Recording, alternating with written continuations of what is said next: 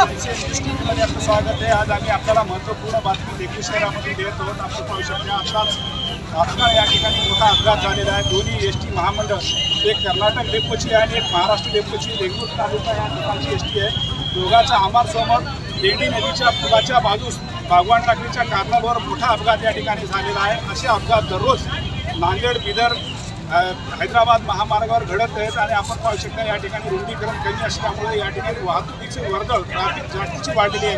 Two wheeler, three wheeler यांचा दररोज अपघात होतो आहे, परंतु आज आपण पाहू शकता महामंडळ एसटीचा मोठा अपघात या ठिकाणी झालेला आहे आणि या ठिकाणचे दोन्ही गंभीर जखमी झालेले आहेत। त्यांना या ठिकाणी तात्काळ उपजिल्हा रुग्णालयामध्ये हलविण्यात आलेलं आहे। आपण पाहू शकता असा अपघात देगलूर शहरामध्ये आता मोठा अपघात घडलेला आहे आणि आताच पावसाच्या ह्या थोडासा पाऊस, हलका पाऊस या ठिकाणी चालू झाला होता आणि त्या पावसाळ्यामध्येच हा अपघात घडलेला आहे आणि दोन्ही या कारणाच्या बाजूस आपण पाहू शकता PWDची या ठिकाणी बोर्ड फलक लावण्यात आलेले नाही। महामार्गाच्या या ठिकाणी बोर्ड फलक लावण्यात आलेला आहे। मार्गदर्शनाच्या या ठिकाणी कोणताही बोर्ड फलक नरसी ते देगलूरपर्यंत न लावण्यात आल्यामुळे या ठिकाणी मोठे अपघात घडत आहे।